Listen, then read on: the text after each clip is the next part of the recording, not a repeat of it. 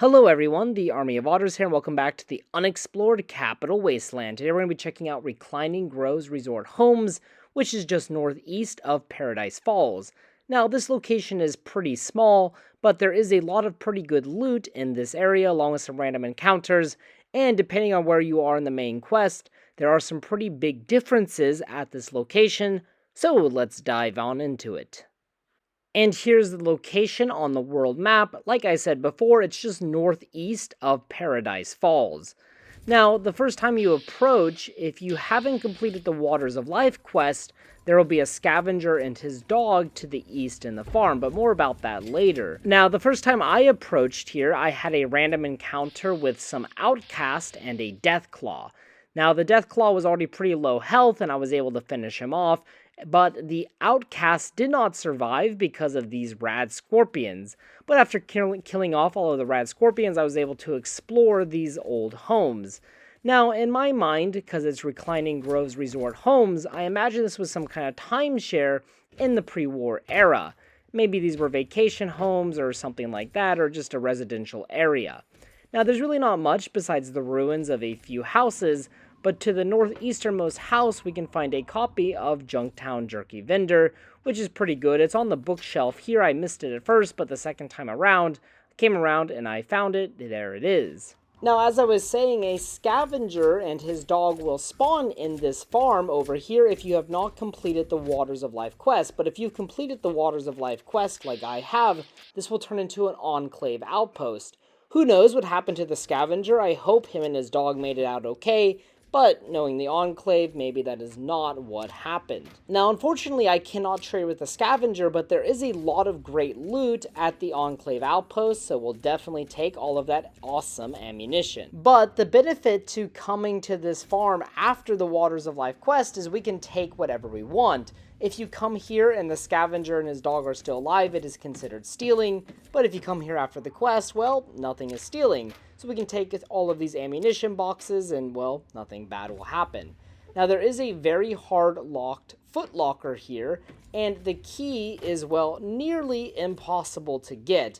It is actually underneath this bus. And according to the Fallout Wiki, the key is directly underneath that little wooden box you see there. And I tried and I tried and I tried to get the key by using explosives, by using mini nukes, and I tried for a good 10 to 15 minutes, but I was never able to actually recover the key. According to the wiki, you can use frag grenades in order to get the key. However, I cannot find any evidence of this anywhere online, so you can try it yourself if you want. So the other options are you can use console commands to put yourself underneath the bus and get the key, or you can have 100 lockpick and pick the lock. Now, it is in your interest to pick the lock because there's a Chinese training manual inside which will increase your sneak. But we'll come back to this a little bit later in the video.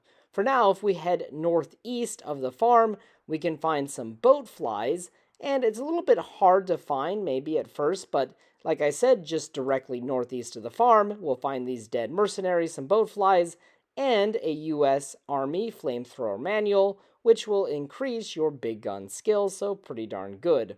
After that, we can make our way across from the farm. We find this kind of dirt road leading to the farm. We can cross the main road and up another dirt road.